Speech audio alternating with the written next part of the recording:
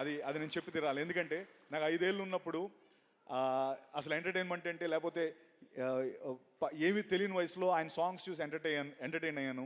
అప్పుడు చిరంజీవి గారు ఉన్నారు.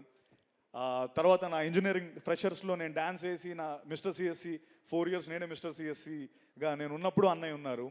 తర్వాత నేను ఇండస్ట్రీలోకి రావడానికి నేను వచ్చేటప్పుడు ఎవరు నా ఇన్స్పిరేషన్ అంటే అప్పుడు అన్నయ్య ఉన్నారు.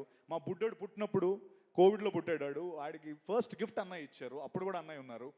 అండ్ నేను చాలా లోలో ఉన్నప్పుడు నేను అన్నయ్య అందరూ ఇలా అంటే నేను ఇండస్ట్రీ నన్ను రోల్స్ చేసుకోమంటుంది, లేకపోతే నాకు అంటే నీకు హీరో రోల్స్ కాదు, నువ్వు ఇదైతే ఇంకెక్కువ డబ్బు సంపాదిస్తావు అని కొంచెం చాలా లోలో ఉన్నప్పుడు సినిమాలు రానప్పుడు నాకు అన్నయ్య పిలిచి ఒక మాట చెప్పారు. ఏంటంటే, సత్య నేను ఈ పర్టికులర్ పాత్ర నీకు ఇస్తున్నానని నువ్వు వేరేగా అనుకోకు, నేను ఎందుకు ఇస్తున్నానో నీకు రీజన్ చెప్తాను.